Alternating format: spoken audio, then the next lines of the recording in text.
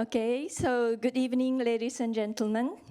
We are delighted to welcome you on our event, Rethinking Development Cooperation with Africa in Light of Global Crisis. My name is Junko Masuda, Director General for Department of Africa, Japan International Cooperation Agency, JICA. I will take the role of MC for today's event. To begin with, let me very briefly introduce JICA. JICA is the main implementation body of the Japanese Official Development Assistance, ODA, and we are one of the largest development institutions in the world. Our mission is to work on human security and quality growth. And JICA has been working with Africa for more than 50 years, and we have 31 offices in Africa, and our cooperation extends to all 54 African countries. Today, Africa is experiencing multiple crises as a result of the COVID-19 pandemic and the invasion of Ukraine by Russia, which are causing severe disruption to food and energy supply chains. Thus, the importance of building resilience in Africa has become even more important. This year in August, the 8th Tokyo International Conference on African Development, TICAD 8, will be held in Tunisia. And I believe this will be the very important opportunity for Africa and international community to reaffirm our joint commitment to tackling the challenges which the African continent is facing. Today, ahead of TICAD 8, we invite wonderful panelists to discuss how we can continue to navigate these multiple crises and cooperate on development in Africa in order to build continent-wide sustainable growth and prosperity. Before introducing today's panelists, I would like to make some logistic announcements. Firstly, today's session will proceed in English with French interpretation. So for those participating from the venue, the earphones are available. For those joining via Zoom, you can select the English or French channel. And we will record this event and upload the video online later. So now, let me introduce our distinguished panelists. To the left, we have today's moderator, Ms. Langahizul Anadatil, Director of the Development Center at the Organization for Economic Cooperation and Development, OECD. And next, Mr. Rémi Roux, CEO for Agence Française de Développement, AFD. And Mr. Ruichi Kato, Vice President, Japan International Cooperation Agency, JICA, and Professor Jean-Marie Guénaud, Director of Kent Global Leadership Program on Conflict Resolution, School of International and Public Affairs, Columbia University. And we also have the panelists joining us online. Ms. Sarah Poole, Officer in Charge, Regional Director for Arab States, Deputy Assistant Administrator, United Nations Development Program, UNDP, and Ms. Yassine Fall, Acting Vice President for Regional Development, Integration and Business Delivery, African Development Bank. And finally, Dr. Ibrahim Hassan Mayaki, the former CEO of African Union Development Agency, AUDNEPAD, who is not able to attend today, but has provided a pre-recorded video message. Before we start, I would like to briefly introduce today's program. Shortly, we will have a video keynote message from JICA's president, who unfortunately cannot join today's event. Then, we will have a panel discussion among distinguished speakers for about 1 hour, followed by a Q&A session. We will close this event around 6:40 p.m. and then move on to the reception, which starts at 7 p.m. at the 5th floor of this building. Now, to begin, I would like to ask His Excellency Mr. Junichi Ihara, Ambassador of Japan to France, to give the opening remarks. Please join me in welcoming His Excellency Mr. Ihara.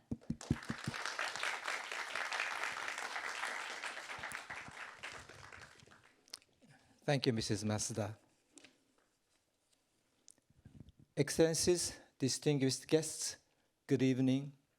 I'm delighted to welcome you all to this symposium as a prelude to the TICAD 8, which will be held in Tunis from August 27th to 28th this year. Since its first conference held in Tokyo in 1993, the TICAD has provided us with important opportunities to focus on Africa. Based on the conviction that the African development is central to global stability and prosperity, Japan has been working together with all African countries and a broad range of international partners to help realize development and stability in Africa. In this process, JICA has been playing a key role by implementing Japan's ODA through a variety of activities in areas such as healthcare, education, fostering human resources, industrial development, agriculture, infrastructure, environmental protection, and peace building. JICA's approach, which emphasizes dialogue and mutual trust with African people, is a perfect match for the TICAD spirit. Looking at current affairs, adhering to the twin TICAD guiding principles of African ownership and international partnership is more compelling than ever. In addition to the COVID-19 pandemic, which revealed existing socioeconomic vulnerabilities, the consequences of the Russian invasion of Ukraine hits hard the African continent by hiking energy and food prices. Grain and fertilizer shortfall impoverishes those in need, especially in Africa, posing a serious threat to its food safety. To cope with all these challenges, it seems to me that we need to contemplate once more on the meaning of African ownership and examine how better we can cooperate with international partners. Your presence today testifies to the importance of our efforts to rethink a pathway to a resilient and sustainable Africa. In these trying times, Japan sees the TICAD 8 as an excellent platform to mobilize key partners such as AFD, AUDA, NEPAD, and UNDP to help and enable African countries to lead themselves and overcome those challenges. Thank you and enjoy the symposium.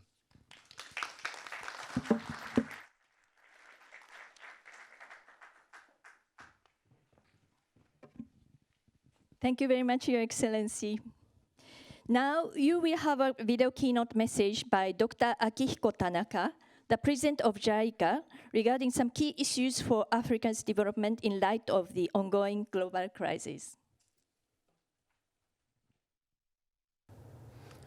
Today, the world confronts multiple crises, including those brought about by the COVID-19 pandemic, the war in Ukraine, and climate change.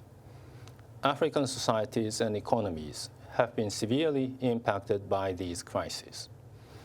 The international community must support and work together with African partners so that the continent can build back better. To kick off the discussion today, I will share 3 concepts that I believe are key to Africa's development. They are resilience, development, and solidarity. First, resilience. We cannot entirely avoid future crises, nor predict when they will occur. However, we can better prepare for them by enhancing our capacity to withstand external shocks, mitigate damage, and build back better. These ideas of resilience and human security are linked. Human security envisions a world where everyone can live with dignity, free from fear and want. To achieve this goal, it is critical that we empower individuals, organizations, and societies so that we can not only survive crises, but emerge stronger from them. In the face of the COVID-19 pandemic, Africa has demonstrated tremendous strength. As a leader in public health, the Africa Centers for Disease Control and Prevention exercised leadership in responding rapidly to the pandemic and building capacity across the continent. Several medical research institutions, including ones in Ghana and Kenya, played a crucial role in containing the virus and strengthening regional surveillance and infection control. A number of African startups and young entrepreneurs are applying innovative approaches and digital technologies to tackle social issues. In Tunisia, for example, a data analytics firm has developed a system to analyze the genome of the COVID virus using artificial intelligence. In collaboration with JICA, this company is currently supporting the Tunisian Ministry of Health's response to COVID-19. These are just a few of the many examples of Africa's strength and resilience. But a key question is how to continually enhance that strength and resilience to meet new challenges. This leads to my second point, development. When a crisis happens, humanitarian action is the necessary first response to meet urgent needs. But for building resilient societies and economies, a long-term development approach is required. Let me provide some examples. As we know, several African medical institutions played important roles in responding to the pandemic. Their successful interventions did not simply appear from nowhere. Rather, they were the result of many years of hard work, capacity building, and cooperation with development partners. The recent food crisis in Africa also highlights the importance of a development approach. The direct cause of the crisis is the disruption of food supply chains from outside of the continent. But weak domestic agricultural production underlies this problem. Improving food production cannot be achieved overnight. It requires a long-term vision and continued effort towards that vision. The Coalition for African Rice Production is an admirable example of how concerted efforts by various actors toward a common vision can bring tangible results. This collaborative framework doubled rice production in sub-Saharan Africa in just 10 years. To achieve this commendable feat, the coalition supported the establishment of national strategies and mobilized resources to invest in people, technologies, and infrastructure. As those examples show, development efforts play a critical role in enhancing resilience. My third and final point is solidarity. Confronted with the crisis in Ukraine, the international community has demonstrated strong solidarity in protecting and supporting those who are affected by the war. But as we support Ukraine, we must not forget about Africa. Now is the time that we, as an international community, must also come together to help Africa build back better from multiple crises and progress towards meeting the SDGs. In strengthening our partnership with Africa, we should center our solidarity on Africa's own vision for the future and the role played by African institutions in making this vision a reality. Agenda 2063, Africa's long-term development vision, as well as institutions like the African Union Development Agency, NEPAD, and the Africa CDC are all prime examples of African-led development. The international community should respect Africa's leadership and ownership of its own development process. The solidarity we foster should not be underpinned by an antiquated quote-unquote aid model, but rather by quote-unquote cooperation based on mutual trust between African countries and the international community.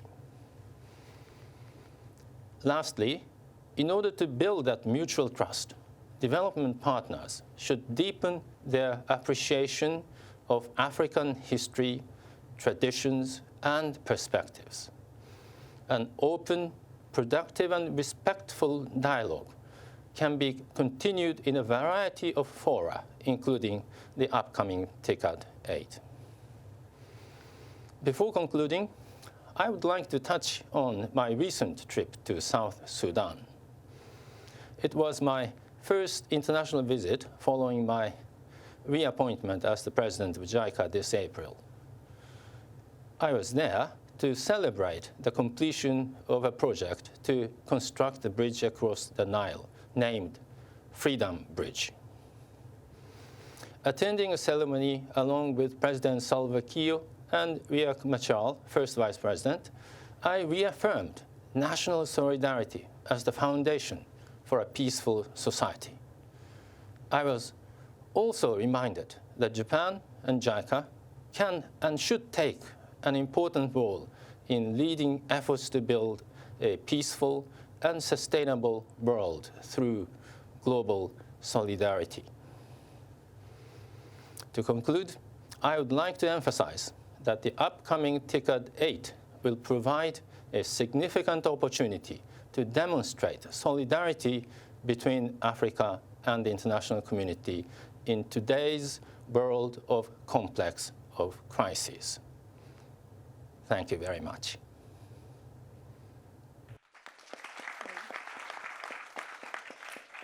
Thank you for your attention. So now we will proceed to the panel discussion, and I am going to hand over to you, Braga. Thank you very much, Junko Masuda. Thank you for having such good control over this distinguished event, which I'm very proud to and honored to be sharing a stage with this and a screen with this distinguished panelists. An honor to be here today. On the 10th of June, at the OECD, we had the 21st International Economic Forum on Africa, which is a platform of dialogue for dialogue with Africa within the OECD. And at that forum, President Macky Sall of Senegal, who's also the chairman of the African Union, called on the OECD to play a role in redefining global partnerships through the OECD Development Center, of which I am the director.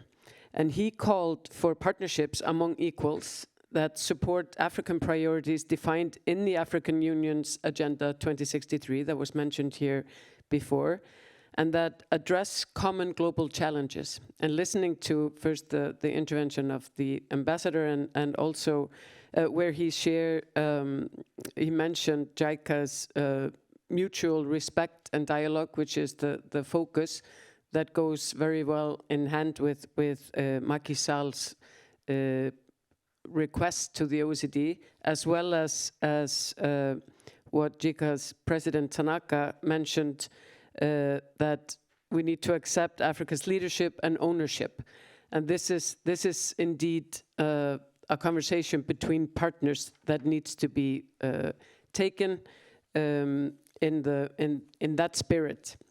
And just before I turn to the panelists, I would like to give a very brief the Development Center's perspective on the three themes mentioned by Dr. Tanaka, which are also concrete streams that themes for us to address during this panel discussion. And first, in terms of resilience, we need to support the development of stronger value chains across all sectors, from pharmaceuticals to automotive sector to agro-processing, to spur production transformation, regional integration, and ultimately more resilient, inclusive, and prosperous development. And the co-created African Union and Development Center report, the Africa's Development Dynamics for this year, 2022, highlights this with the title Regional Value Chains for a Sustainable Recovery. The second point I would like to make in terms of financing Africa's development, at a time when public resources are low and international finance insufficient. For instance, there has been insufficient progress in the reallocation of the special drawing rights to Africa, and this was mentioned by African participants at the Africa Forum repeatedly. So we need new tools to finance development. And it's with this objective in mind that the African Union is setting up an African Investment Observatory together with the OECD, which is one of the agenda of the African Union meetings in Lusaka now next week or mid-July. And also working towards mobilizing productive investments, the Development Center works with Auta NEPAD and the African Center for Economic Transformation to promote policy dialogue on quality infrastructure in the 21st century Africa, a topic that is at the heart of Japan's participation to achieve Africa's development agenda.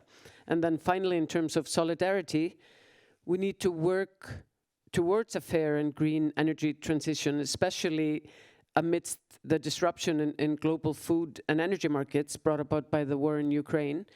And access to energy is one of Africa's priorities. And in this area, the Development Center conducts a policy dialogue on natural resource-based development to support developing countries to adapt the green transition to their specific context.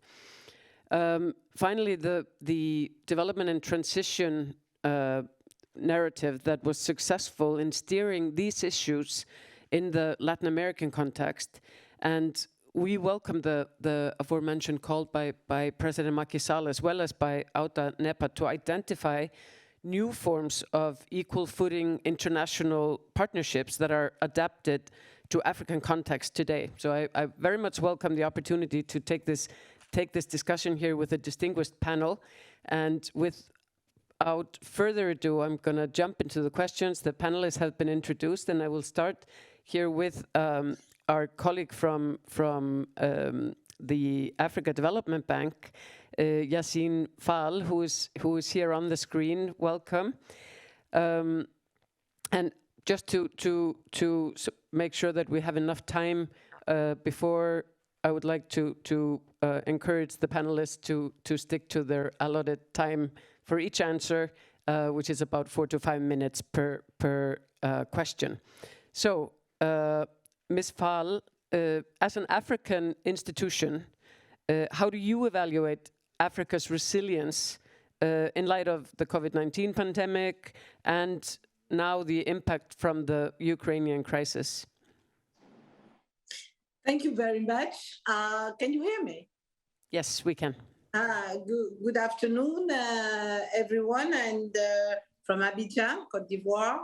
And thanks to our host from JICA, which is a strong partner to the African Development Bank in working towards African Development Bank. African developments, sorry. Africa has actually shown remarkable resilience in light of the many challenges that the countries face and that have been confronted with over the last few years.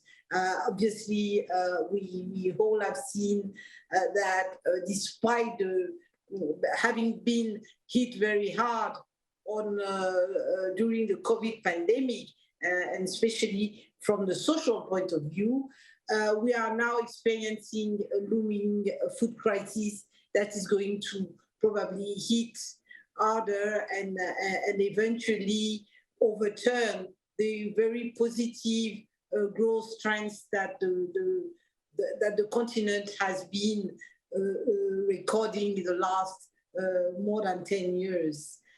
We understand that the Africa's GDP has faced the largest drop in 20 years, and which translates into about the loss of about 165 billion and over 30 million jobs, with 26 million people falling into poverty.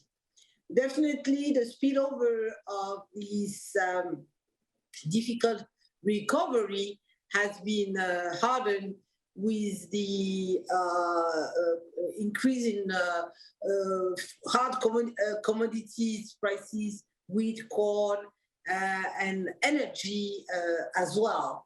And therefore, we had most of the development partners had to make very bold, take very bold action. And that translates, for example, for the African Development Bank, in having developed a new facility, an emergency facility, to the range of 1.5 billion in order to enhance Africa food production and support the countries face the looming food crisis and increase its food security. And I'm going to provide the details later if you don't mind. Thank you very much. And it's staggering to hear those figures that you mentioned, and the backdrop and the setback that we are experiencing with the crisis after crisis that we're dealing with, and something needs to be done. I'm going to turn now to Professor Guiano. I hope I pronounce your name correctly. That's fine, Guiano. Guiano. About the key factors to enhance the resilience has been discussed. The key factors to enhance resilience against other crises, conflicts, or terrorism. What would your take on that be? Thank you, and thank you first, to JICA for organizing this very timely event before TICAD, which is a very important rendezvous, and so I'm very honored to be part of that conversation. We just heard President Tanaka talking about the importance of a long-term perspective, and I think that point is very relevant for resilience. We know that the best predictor of conflict is past conflict, and that countries in conflict often go back to conflict in the next 5 years, which really means that we need to go to look in beyond those 5 years, and we need to have a long-term strategy. But at the same time, I'm reminded that there is good resilience, so to speak, and bad resilience. Scholars have noted that in times of crisis, very often people cling to the most traditional structures and sometimes to illegitimate structures, because they are like, when you are drowning, you grasp whichever log you can get hold of.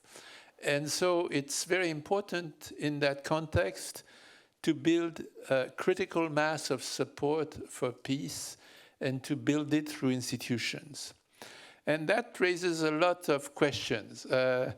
And I won't have time to go through all the questions, but you mentioned conflicts and you mentioned terrorism. And it raises a big question with terrorism, because terrorism is a tactic, and with a big question whether, when we want to be inclusive, to build that critical mass of support for peace, whether terrorist groups should systematically be excluded, or whether we should try to make a distinction between those groups that have a local agenda born of local grievances and those groups that have a transnational agenda and need to be fought. I think it's important to make that distinction. Now, let me conclude on the opportunities for resilience.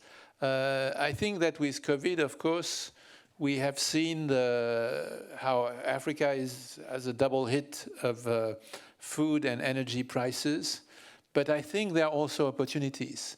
All countries now want to diversify their supply chains, and that's an opportunity for new investments in Africa. The notion of a data economy was just mentioned, and that's another opportunity for Africa to sort of leapfrog in its own development. So in the end, I'm convinced that resilience, if one has a long-term perspective and if one really is nimble and looks at the specificities of each society, then there are great opportunities for the African continent. Thank you, Professor. Opportunities, I think, is my favorite word. Opportunities and innovation. And I'm glad that you mentioned that and point that out, because it's been said many times that you should never let a good crisis go by without utilizing it, taking advantage of it. And there are, despite COVID, we've seen opportunities and new ways of doing things that before were impossible. So I sincerely hope that you are correct in this, and that this will be a chance for Africa to leapfrog. Moving now to UNDP, Ms. Poole, who is on screen here as well. Speaking of key challenges and resilience, what do you think are the key challenges to enhance resilience to another crisis, to climate change? What is your take on that? Thank you so much, first, for inviting UNDP to be part of this important event, the pre-event for upcoming TCAD 8, and it's really a pleasure to be here as part of this panel. I just wish I could be with you in person, but it's still important to be part of this conversation. Also, thank you for the question, specifically focusing on resilient and inclusive development in Africa, which we very much, the President Tanaka's remarks in that regard very much resonated with the challenges, and I will say also the opportunities that we see. If we look at the Arab States region, including 9 countries on the African continent, we see that it's one of the planet's hotspots for climate risks, with the temperatures rising faster than the global average. More than 40% of the population is already exposed to drought and climate-induced disasters. And from our perspective, this really hits home on the point that we need urgent action to prevent climate change from wiping out years of hard-won development gains, but also widening inequalities, and also the issue of adversely affecting regional stability. So from our perspective, enhancing climate resilience is absolutely a top priority to mitigate these risks, but also to transition to our carbon neutral economy. Just last week, we were able to launch our most recent Arab Human Development Report for 2022, which finds that making our pathway to recovery after COVID-19 green can help diversify economies and also contribute to growth, which then will also generate new and sustainable forms of revenue, creating green job opportunities, but also enhancing resilience for communities. That said, I'll balance out what we see as the opportunities also with some of the challenges that we see. So first, very much that weak integration of climate change into key economic sectors, which is a challenge in the Arab States region and also across Africa. And here we see that key economic sectors, whether it's in agriculture, whether it's micro, small, and medium enterprises, tourism, infrastructure, very much at the center of economic recovery and development needs, are those that are the most highly vulnerable to climate risks. We are working globally as UNDP with partners to support 30% of the countries in this region and 96% of the countries in sub-Saharan Africa to mainstream climate change into local and sectoral development planning. And I can come back to that with more details. The second challenge is the level of national capacity. And in this regard, a key sector that, from our perspective, requires greater investment and strengthening capacity is energy alternative renewables to address the energy needs of growing numbers of poor communities. And this would be very relevant, for example, to solar radiation. We see that solar together with wind currently makes up only 1% to 2% of the total energy used in the region, while renewables as a whole constitute 7% of the total energy. The third challenge that we see to enhancing climate resilience in the region that I would like to highlight then pertains to climate financing. And securing universal energy access in Africa requires more than 1.5 trillion of energy investments between 2018 and 2050. And government financing, as we know, alone will not be enough. This is why we're working to expand support to help countries as UNDP to identify barriers, for example, that are holding back private climate investment, establish de-risking policies, and operationalizing innovative financial instruments and new forms of partnerships. In the interest of time, I will leave it at that, just again to thank the organizers, but also for this very important focus on the issues related to resilience and climate. Thank you.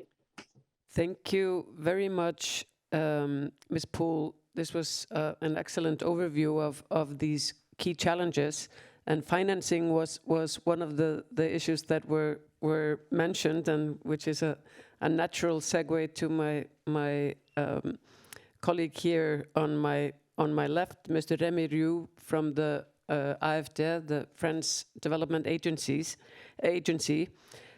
What is the role of development financial institutions to do what has been mentioned here, to build back better from the crisis? Well, crisis in plural, I would put it. Thanks a lot, and good afternoon, everybody. Thank you, Mr. Ambassador. It's a great honor to participate this event. I also congratulate President Tanaka for his reappointment, and warm and kind regards to President Kitaoka. He was a close partner, close friend all these years. As JICA is a close partner of AFD, and I wish, of course, a lot of success to TICAD 8 in Tunis at the end of August. It's more than friendship and partners. I mean, JICA and AFD have the same role, the same function. They're probably the two institutions that are looking alike on the international scene, with a lot of capacities that we share, and of course expressing our own country's solidarity as national bilateral public development banks, and this financial capacity, this, I don't know if it's you were referring to innovative tools. My guess is that public development banks are the innovative tools we need if properly incentivized, mobilized by our shareholders, clients, partners, ecosystem. And this is certainly something JICA and AFD are pushing for a long time. Somehow removing the stigma that is still attached to public bank, and give them their full capacity to embark, mobilize the whole financial system for development, where we founded 10 years ago the IDFC Club, International Development Finance Club, with 25 other colleagues, KfW in Germany, BNDES in Brazil, a lot of African colleagues, that are extremely strong and valid in their own constituencies. So, see Caisse des dépôts et gestion in Morocco, see DBSA in South Africa, see TDB Bank in the Comesa region, CBOAD in Western Africa, and we also launched the bigger scene, which is called Finance in Common,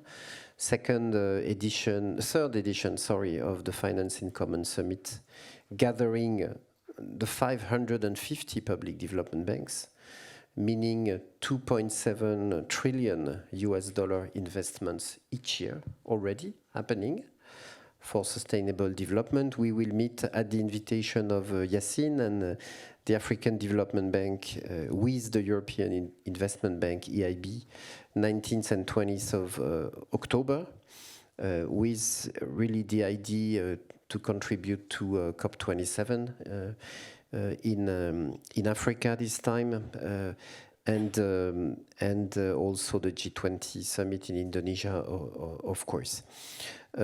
Please do not overlook this group.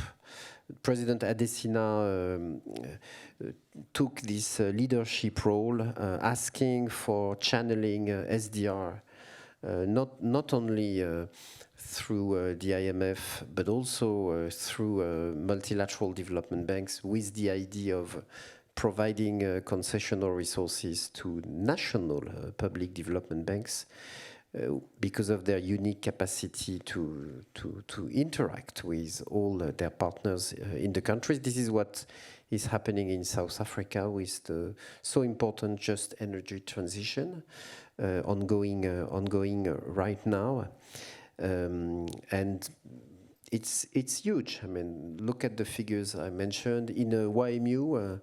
The public banks, the local public banks, weighs 15% of the total assets in the region. So it's a public balance sheet somehow that is at the disposal of donors, but also that is connecting with private sector to unlock more financing for development. It's a bit beyond ODA. And probably it can help redefine ODA, I would say. For me, ODA is really about leaving no one behind, and we need a largely increased capacity to finance sustainable investments. And the two are a bit mixed, a bit in what we call ODA for now, and we need, of course, OECD, because this is where the doctrine of ODA was born, to really reposition, redefine for more impact. Thank you. Thank you very much, Remy. Of course, both AFD and also JICA are very important partners to us at the Development Center, and have a tremendously important role to play, like you said, to be sort of the bridge between the public and the private sector, and to steer the financing in the right direction. And we at the Development Center, we very much value the relationship that we have both with you and also with our partner countries. We have 28 non-OECD countries. There are 11 African countries where we explicitly have the dialogue that has been called for to make sure that we are looking beyond ODA. We are looking beyond the sort of traditional ways of looking at development, more in the cooperation and the partnership. And speaking of partnership, I would like now to move to Mr. Kato from JICA, and I have to compliment you for your dedication to this topic, because this is the second time that he is in Paris within a month to participate in events. So I would call that a good dedication. But turning to you, what would you say were the key factors key factors for the success of development cooperation. We heard from Remy. Now the floor is yours, Mr. Keto. Thank you, Ms. Laga, and good afternoon, everyone. Well, based on the many years of experience on the ground, I firmly believe that the two concepts are critical for the success of the development cooperation. They are ownership and human security. First, ownership. As Your Excellency, Ambassador Mr. Ihara has stressed its importance at the opening remarks, it is African people and institutions who decide Africa's futures and take responsibility to make it happen. It is also African people who understand their challenges and opportunities better than anyone else. Based on this recognition, JICA has been encouraging African people and institutions to make their own efforts of the development process. This respect of ownership is vital for the success of development cooperation because development is a continual trial and error process and requires a great deal of time and resources. Unless Africa commits themselves to generate change towards a better future, we will never have sustainable results from development cooperation. Let me elaborate this point with an example of Coalition for African Rice Development, so-called CARD. As a president, Dr. Tanaka touched on this video message, this initiative has succeeded in doubling rice production from 14 million tons to 28 million tons for 10 years, from 2008 to 2018. Currently, CARD Phase 2 is underway to further double rice production to 56 million tons from 2019 to 2030, in response to further rising demand for rice. It contributes to enhancing Africa's resilience to the food security crisis emerging from the Ukraine crisis. This success was underpinned by concerted efforts under strong leadership and commitment by Africa. First, this coalition was initiated by African institutions such as AGRA and NEPAD. Even today, AGRA is taking a lead role as the secretary of this coalition.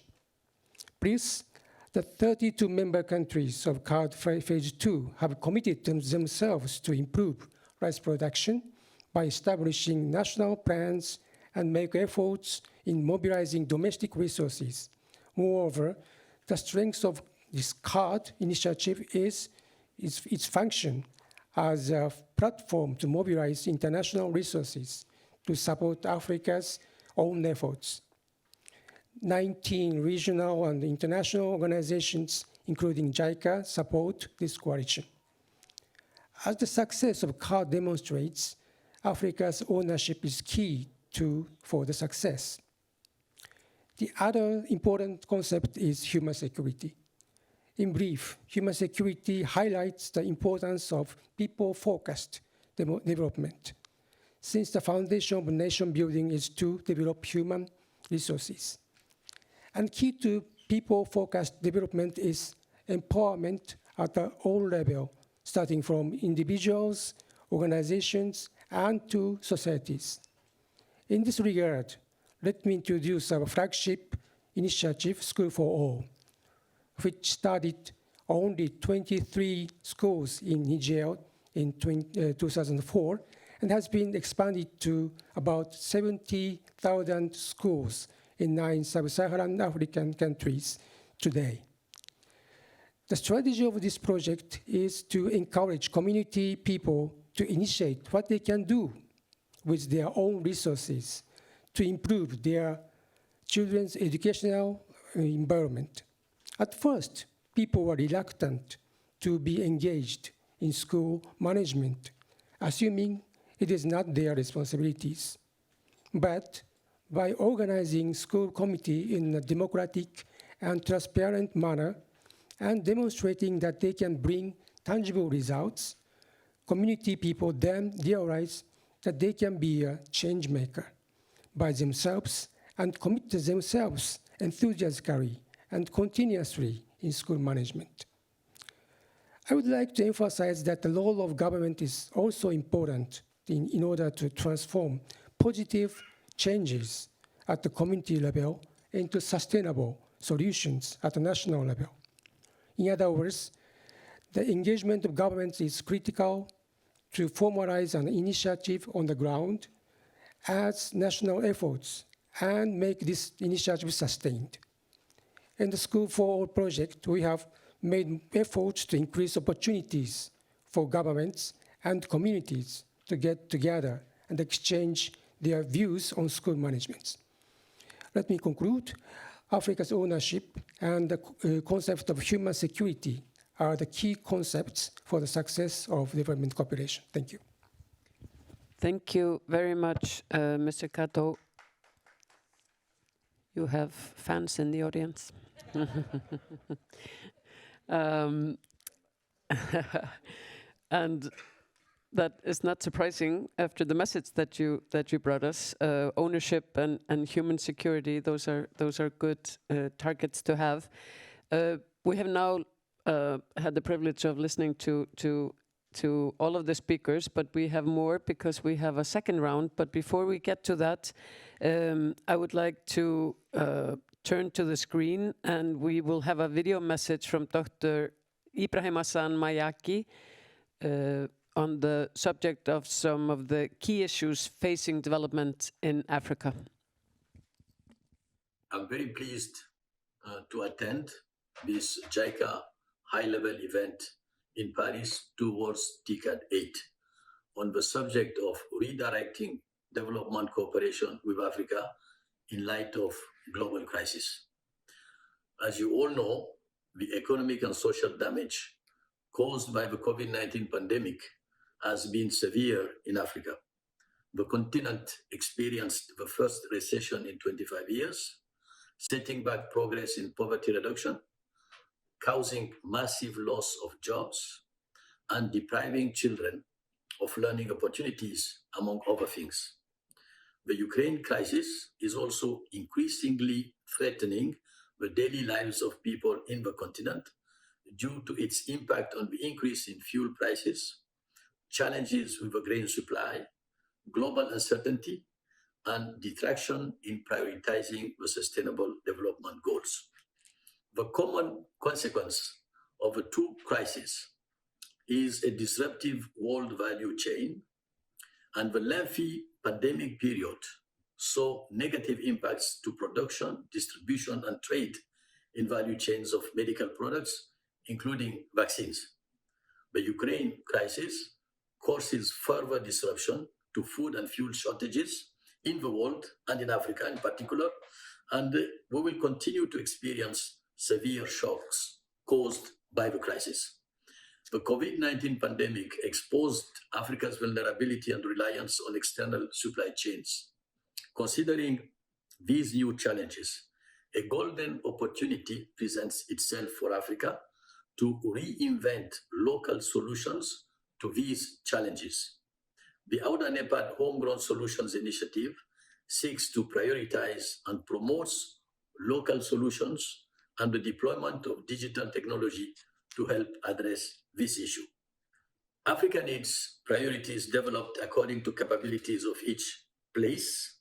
Therefore, there is a need for place-based policies to tackle regional inequality. This means policies should consider both people and places in which they live in. Lives of income earners were lost through the pandemic and families are found destitute. Therefore, we have the need for our governments to build a strong social welfare support because it will remain an essential component of their behavior. Today, we can measure economic growth on just about anything at granular levels, But the most important is inclusivity at all levels to increase earnings and reduce poverty and food insecurity. For example, we can measure the economic and social well-being through the vitality index of a place. And although we draw often from negative findings, we require new place-based policies to rebuild our communities. We must restore the conditions of inclusive growth to enable individuals from any part of the countries to benefit from economic opportunities. African problems, as we know, require African solutions by producing its own vaccines to respond quickly to new infectious diseases. To address our food crisis, we must readdress the potential food that can be grown in our continent using locally produced fertilizers, locally manufactured agricultural machinery to smart agricultural technologies. Therefore, resilient and inclusive socio-economic development is critically important for Africa's future prosperity. Regional economic integration has a key role to play in moving towards and achieving this objective. To enhance African resilience, the basic concept of the TICAD process is quite important through various partnerships that enhance African ownership. As global recovery from the pandemic is underway, 2022 is an important year for Africa. It should be the time when the world comes together to overcome the difficulties it faces.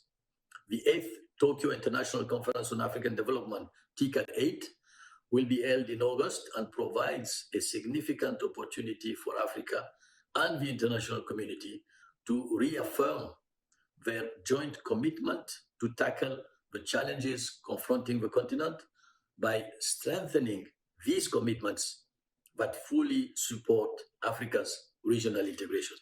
This again points to a more integrated agenda encompassing both viable and inclusive national development strategies and changes in the global economic system to address conditions of economic shrinking.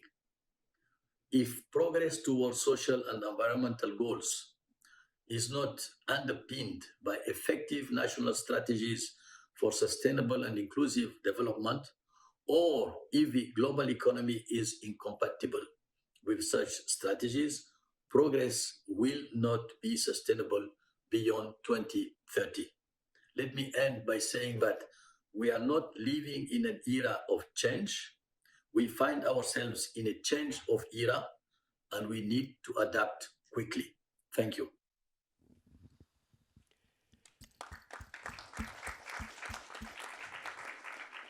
Wise words, as always, from Dr. Mayaki. And for the next round of discussions, I would like to focus more on some of the key issues that he highlighted in this excellent video message. And the three things are local solutions, which he emphasized, inclusiveness, integration, and the role of different actors. So if I start with you, Remy, to ask you what are AFD's engagement in promoting African solutions, as Dr. Mayaki stressed the importance of in his intervention. Strangely enough, I think it's a bit of a new question for the development industry that has to transform itself or continue transforming itself. So I completely agree with what Vice President Kato said during the first round. I mean, the strengthening local solutions, meaning local institutions, should be a top priority for the development industry. And this is not really the case for now. I mean, we're more into projects than institutions. We're more into impacts, measurable, that we are accountable to than the long-term, patient building of institutions that are then able to provide local solutions. So it's a bit of a change in our risk appetite. It's a bit of a change in the way we operate. Actually, this is something like that public development banks like JICA or AFD we know very well, because we are mostly providing loans. So when you're providing a loan, you do not pretend to manage the resources on behalf of the institution that is lending, which is a bit different when you are providing grants, because the power game somehow is slightly or strongly different from one type of operation to another. And so I don't know for JICA, but AFD, 90% of the financial flows coming from AFD are managed through local institutions, local solutions. I read that it's only, for USAID, it's only 6%. So somehow it's the same mission, but it's not at all the same way we are operating. Of course, so that's for local institutions. Then we have to turn way more ambitiously towards non-sovereign institutions, because the paradox of the development industry is that, well, we are sometimes criticizing the governments, but I mean, all our flows nearly are going through governments. So it's a bit of an inconsistency. So, for instance, even our multilateral partners, I mean, their statutes makes it mandatory to go through governments, even if you want to reach a public bank or a municipality, or you're always asking for the guarantee, which only increases the government's debt and prevents from building, especially public institutions that are able to borrow and develop their own country and finance investments on top of what the government can do with its own debt. This is something I think Japan or France, we know by heart from our own development experience. So why would it be different in another country? So we have to open these other channels of financing, and of course one of the key channel is private sector. So I was mostly referring to public counterparts, but private counterparts are of course extremely important, with more and more for the development finance institutions the will, the instruments to deal with more fragile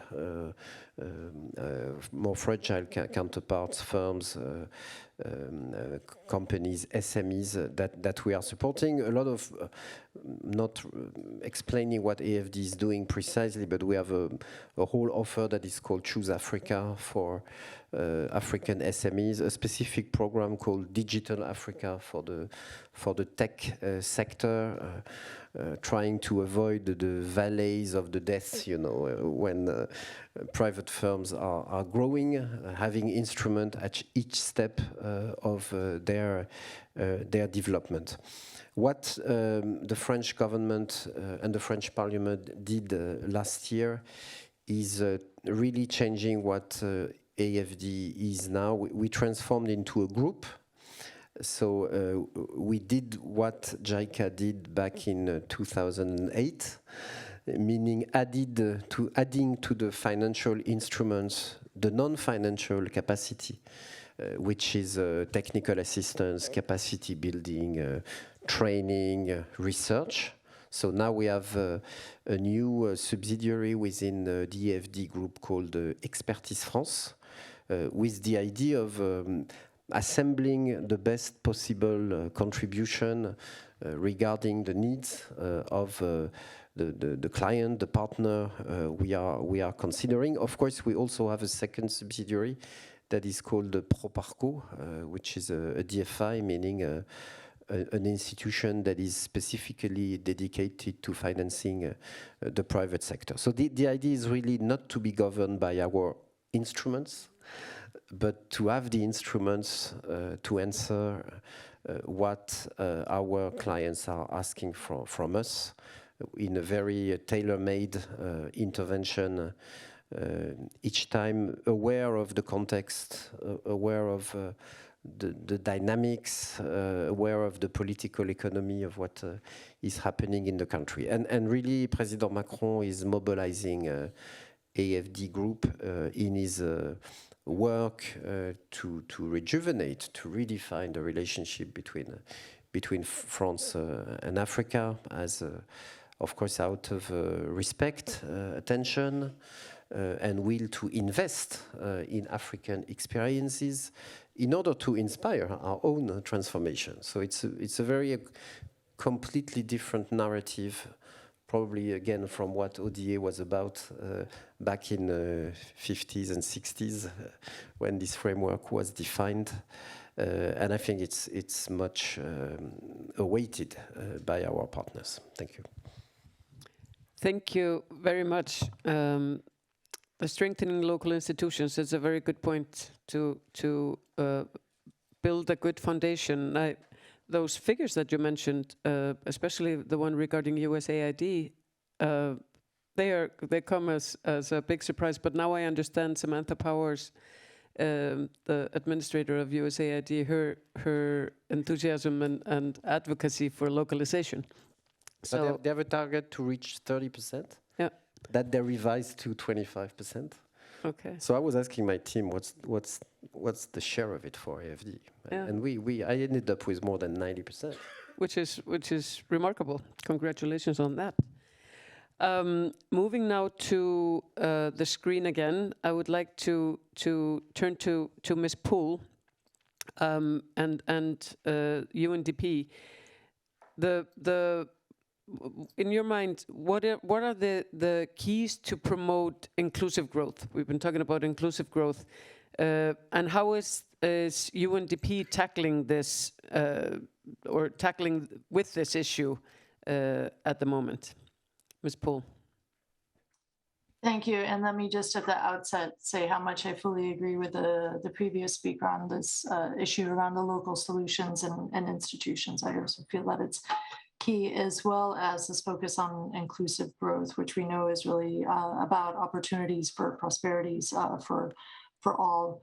I referred earlier to our recently launched Arab Human Development Report. So let me just share a couple of statistics from that, which I think are illustrative of the issue around inclusive growth. So in North Africa, the bottom 50% of the population in terms of income has a share of only 12.9% of the total income. And we see that in sub-Saharan Africa, this is even lower at 8.9%. And then by contrast, the top 10% of the population in North Africa has a share of 48.9% of the total income. And in sub-Saharan Africa, this is as much as 55.7%. So I'm sharing these statistics because I think it's very much points in the direction that it's clear for the continent as a whole that tackling inequality will be paramount, especially moving towards this approach of resilience, inclusive, and prosperity. We've also seen over the past 2 years, whether it's the impact of the pandemic, the recent shocks on the economies, the impact of the war in Ukraine, all of this affects inequality across the different dimensions, whether it's the issue of income, whether it's consumption, savings, work opportunities in production sectors, especially when it comes to whether specific regions, vulnerable groups such as vulnerable women or youth, persons with disabilities, refugees, and displaced persons. So policy responses can also widen inequality if they're actually not designed with the needs of the most affected in view. And I think this then also loops back to the importance of also taking localized approaches and localized solutions. In terms of some of the specific areas where we see challenges, but also some examples of responses. First, we know that Africa is suffering from a significant underinvestment in social protection. The last World Social Protection Report indicates that public social protection expenditure, if you take out health, were estimated at just 3.8% of GDP in African countries, which is significantly lower when we compare it to the world average of 17.4%. And in that same report, we also see that only 17.4% of the population is covered by at least one social protection benefit in Africa. Another challenge that we see that is a barrier to promoting inclusive growth is the lack of access of micro, small, and medium enterprises to adequate financial services and also to regional markets. So despite the fact and the critical role that MSMEs play as an engine of growth, employment generation, consisting of over 90% of all enterprises in the continent, they are often unable to secure the capital that they need for growth.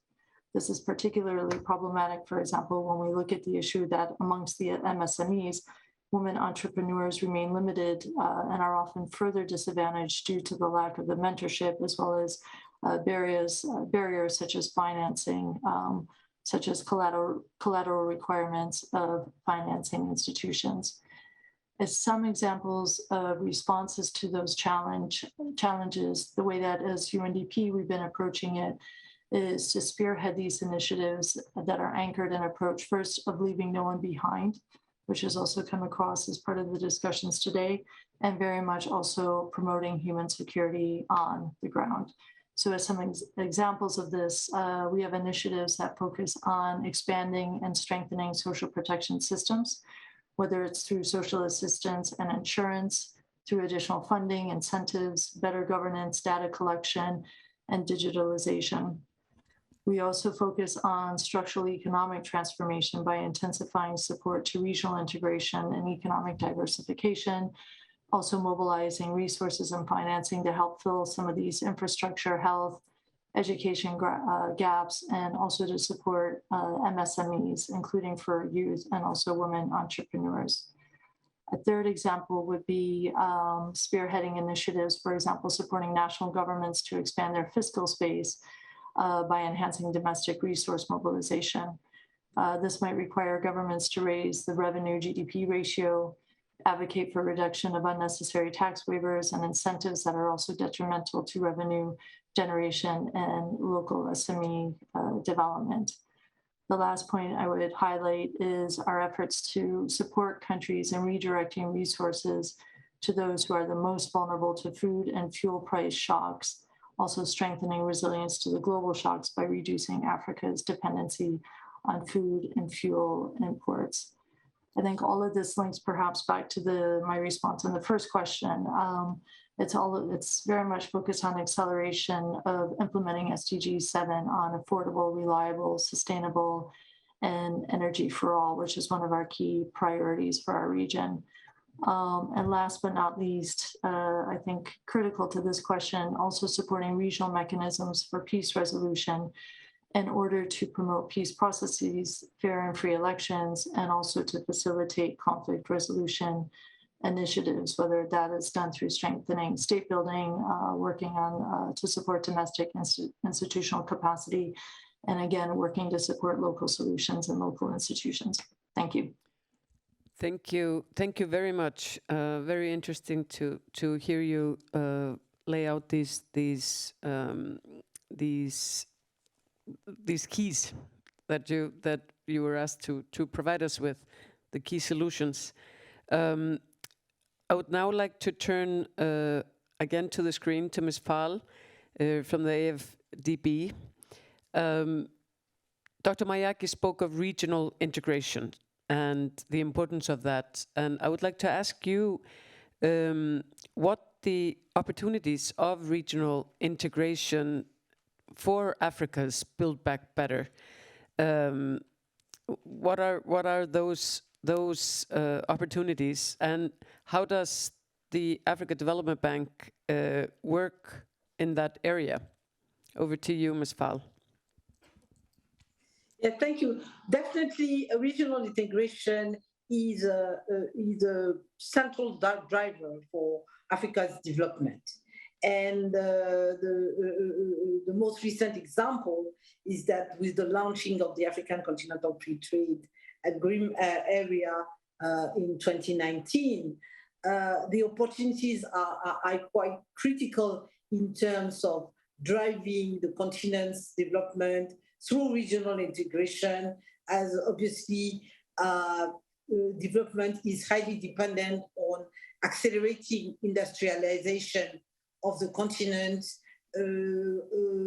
taking advantage of building solid value chains and help the development of a thriving private sector.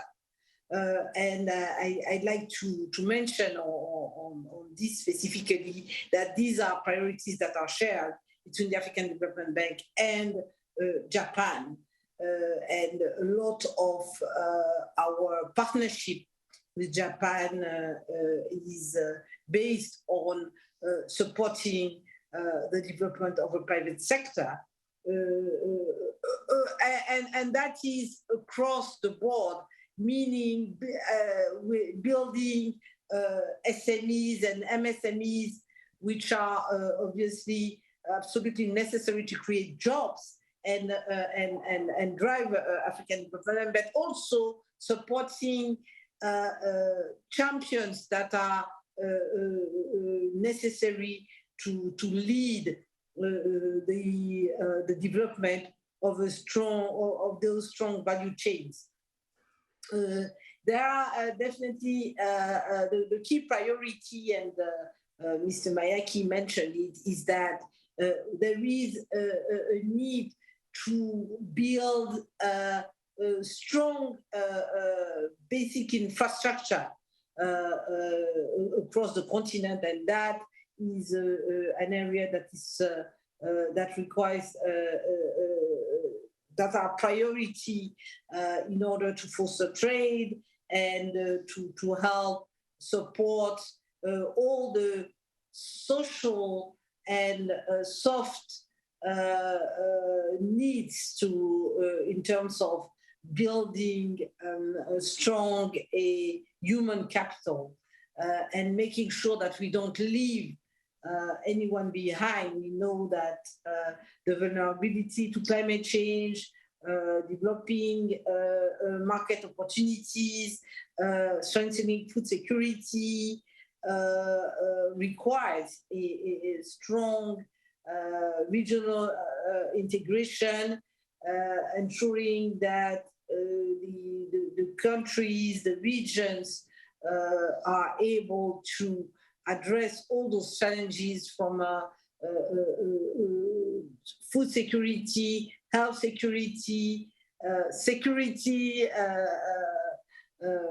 simply are highly dependent on fostering and reinforcing regional integration and ensuring that the continent's key objectives and challenges are built around these objectives. And I obviously I want also to refer to software infrastructure such as the development of a digital strengths, as well as financial markets, which are also highly built around regional approaches.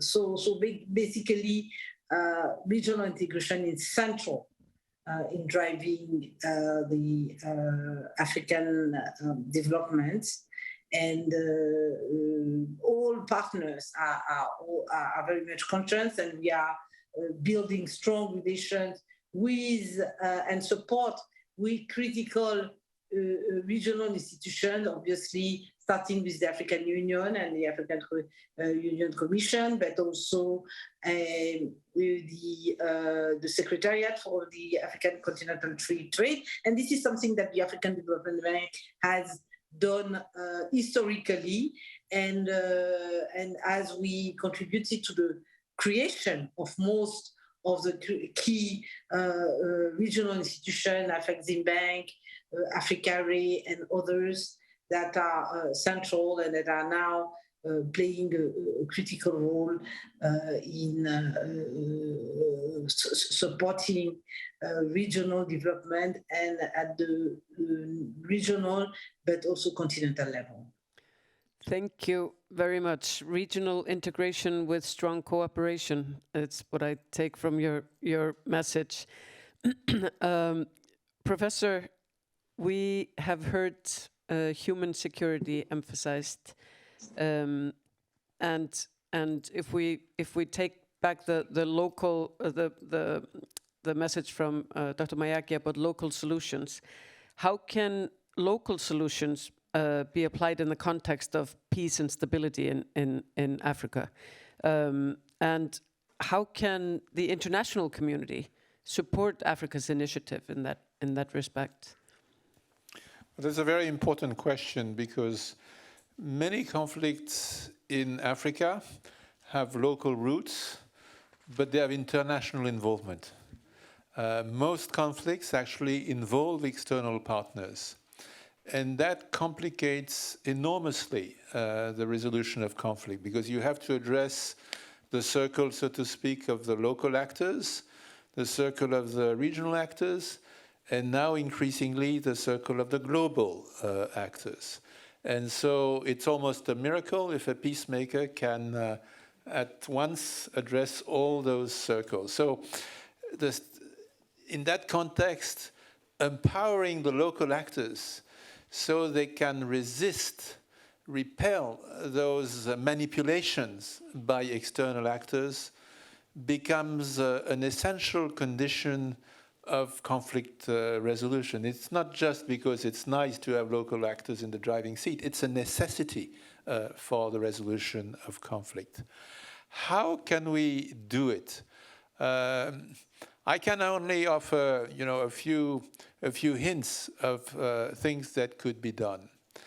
The first is that in a world of enormous imbalances of wealth and power, the more transparency there is, the less manipulation there will be. And so if one wants to expose covert influence, if one wants to, it's important then to trace funds, to stop corruption. And so there is a specific responsibility of the international community for that. And there are increasing actions in that domain. And I think it's an essential target if one wants to make local actors to strengthen their position in resisting international, sometimes nefarious influence. A second point has already been mentioned, local institutions. I mentioned institutions in answer to your first questions, because we can make change through individuals, but we can make change lasting only through institutions. And there, what strikes me is often we focus only on the capital. And it's all the more problematic that often domestic infrastructures are weak, so that the connections between the capital and the provinces are not always so easy. But it's very important, if one wants to address conflict, to address the local actors of conflict in cities which may not be the capital. And that requires a special effort and a special partnership. And it's a dilemma, because you don't want at the same time to short-circuit national institutions in a way that would fracture the state. So it's not easy, but it's important to keep in mind this notion that local institutions need to be strengthened. A third point that I will make, based on my own experience when I was the head of peacekeeping at the United Nations, is I think we need to think hard about security sector reform and support and peace operations. I think there, too often we substitute rather than support. And that creates what I have sometimes called a peacekeeping trap, where the international community if it pulls the plug, everything can fall apart, but at the same time, it sort of relieves the national actors of their own responsibilities. And so I think we have to think hard on how we embed support, which may mean more risks for the international actors, but also more responsibility for the national actors. And there, I think, not only the United Nations, but all organizations involved in providing, in helping shore up security have a role. And there, if I may add a point that I did not make, I wanted to make in the answer to your first question, I think we have to go beyond this false opposition between security and development, because there's no development if there is no security. But if there is no development, I mean, the two are mutually reinforcing. One last point on which has already been addressed, but I want to emphasize it and add a couple of thoughts on regional and sub-regional organizations. I think as we want local actors to be in the driver's seat, the more there is this sense of peer, and Africa has been quite innovative with the Nepal and a number of mechanisms. The more there is this sense that the neighbors are not just the neighbors, but the African community is looking not in a patronizing way, but in a supporting way. I think that will make the action of local actors more powerful, and they will feel more supported. So I think in that sense, involving regional and sub-regional organizations, of course, from one region to the other, some are stronger than others, but I think that's one important dimension. Thank you very much, Professor. As you were speaking, I see there's such a common thread in all of the interventions, but even though they're looking at it from different perspectives, here you are focusing on the security issue, and it's still local institutions, it's regional integration, it's mutual respect. We're getting some good keywords from this debate. And to bring the debate home, I turn to Mr. Kato to ask you what the key challenges are regarding the local solutions or the regional institutions or initiatives from your perspectives. And I have been told that we can go 5 minutes over time, so that we can, after your intervention, no pressure, but stick to the time, then we will allow for 1 or 2 questions from the audience. Thank you. Previous speaker, Ms. Fall of FDB, has mentioned the importance of the FTA and industrial development for the promotion of the regional integration. I totally agree with you. Last year, I had a discussion with Dr. Mayaki, and we agreed that implementation of FTA, people talking about a lot, should be driven by the 2 wheels. They are trade and production. He insisted that importance of enhancing production capacity and advancing industrialization, so that Africa will get out of the heavy reliance of the commodity exports. I think OECD Development Center share the same views, as you held a series of events to highlight the establishment or recovery of regional value chain last month. I myself totally agree with you with these views. In this regards, let me introduce 2 initiatives that JICA has been working on with Africa. First, Africa Kaizen initiative. It is no doubt that small, and medium enterprises play an important role in African economy. and the improvement of the productivity and quality of work is essential. JICA has been tackling this issue by promoting Kaizen approach, a management methodology that has been developed in Japan. Originally, Kaizen approach focused on the improvement of mindsets and behaviors of workers and promotion of teamwork. Today, the approach provides a wider range of support to SMEs, including business development services and access to finance. We partner with African Union Development Agency, UNEPAD, to promote this Kaizen approach as one of the continental agenda, and more than 20 African countries has already joined this initiative. Ethiopia and Tunisia are among the successful examples. For instance, the Ethiopian government has established a National Kaizen Institute, whose mandate is to train Kaizen specialists, as well as provide technical support to apply Kaizen methodology. These efforts have contributed to foster the competitiveness of the Ethiopian SMEs. The other initiative that I'd like to share is Homegrown Solution Accelerator program, which was mentioned, touched in Dr. Mayaki's video message. As he mentioned, this initiative aims to support business expansion of African companies whose goods and services are expected to address social issues in Africa. We provide intensive business consultation to those African companies which were selected in collaboration with a global consulting firm.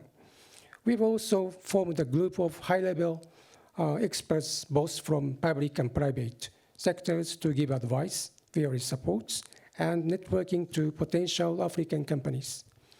One of the concrete results is that the Kenyan medical company that has received support from this initiative succeeded in obtaining an investment of $7 million from a venture capital and a philanthropical organization.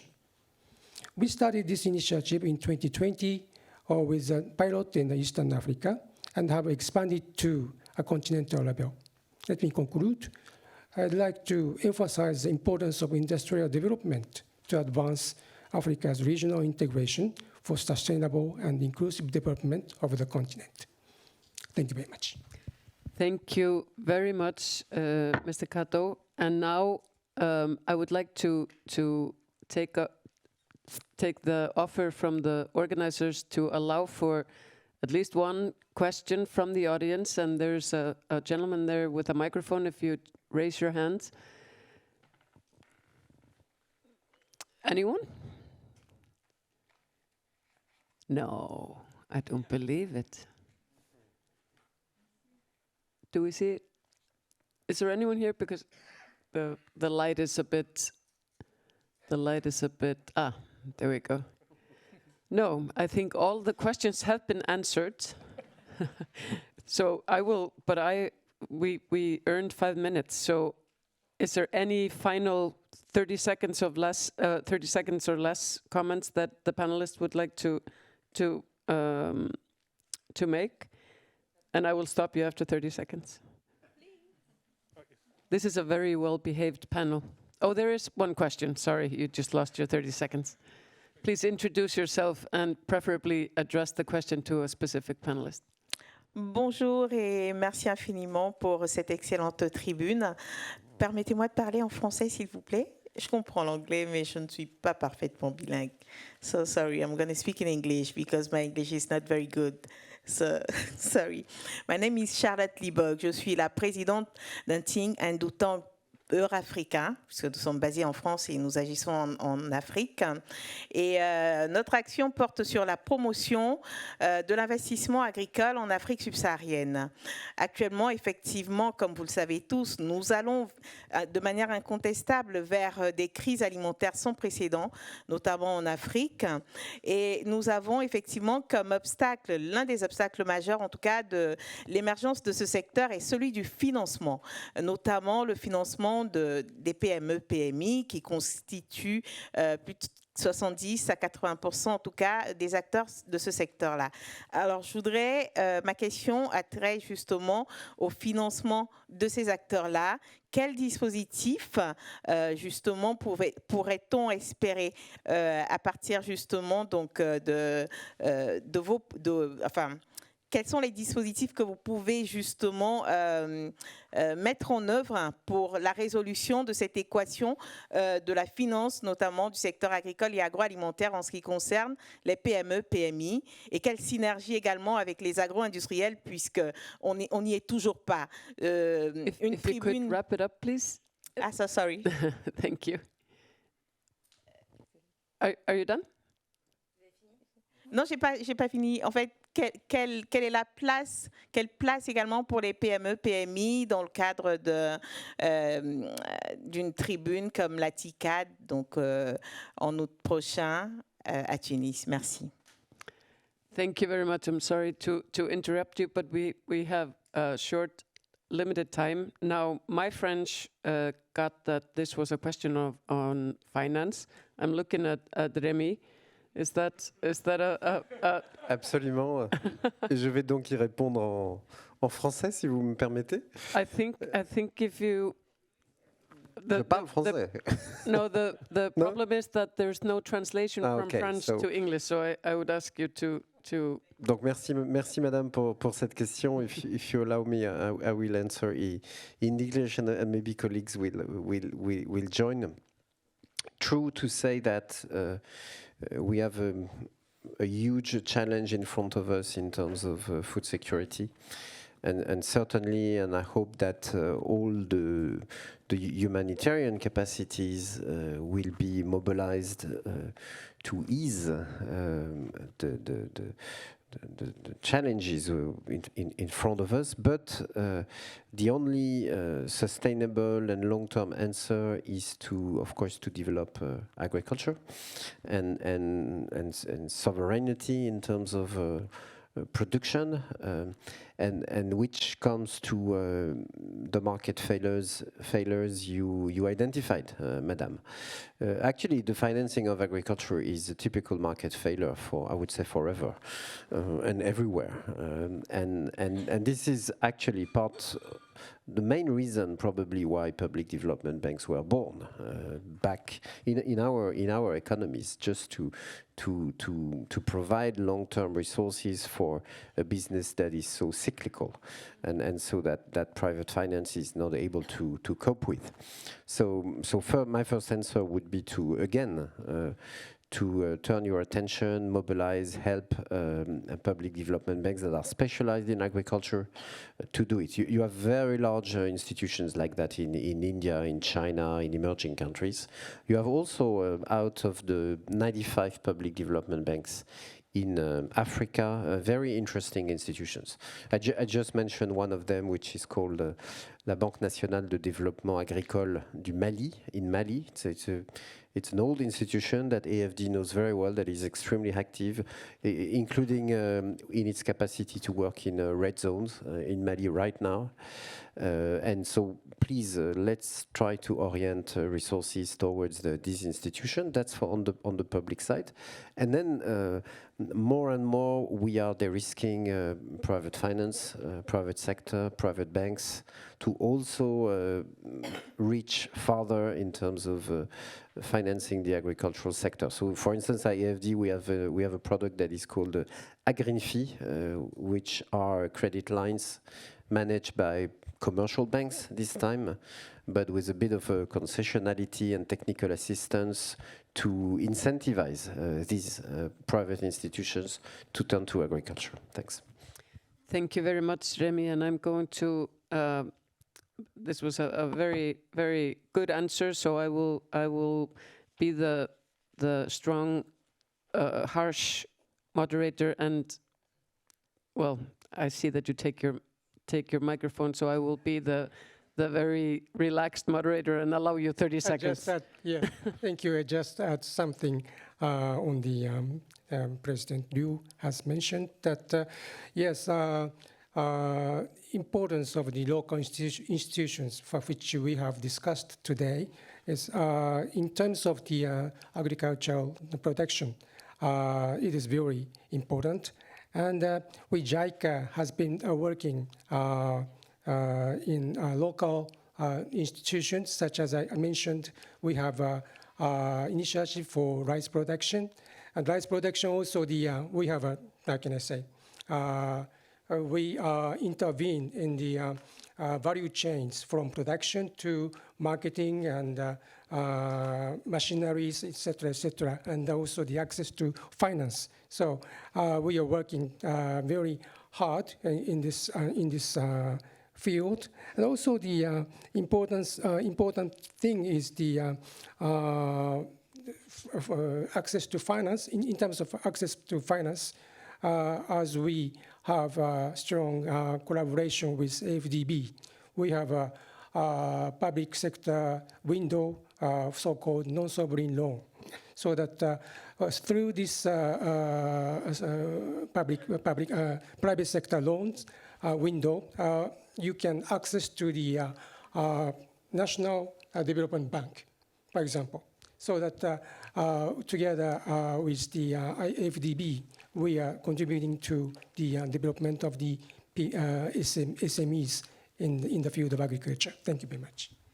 Thank you very much, and I would like to thank all of the panelists very much for your this great conversation, which is only the first one of many discussions that we will have focusing on partnership with Africa. Of course, TICAD 8 is something to look forward to in August 27th and 8th in Tunisia. And I would also like to tell you about an event on the 19th of September that the Development Center is co-hosting with the AUC on this very, the African Union Commission on this very topic. It's back-to-back with the UN General Assembly, and I hereby warmly invite everyone to attend. And I am again thankful for this opportunity to be in this distinguished company, and hand it over to you, the Master of Ceremonies. Thank you.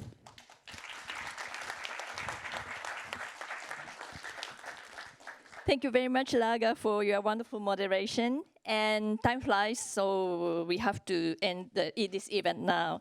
So once again, thank you very much to all the panelists and our moderator, and also our wonderful audience. Thank you indeed.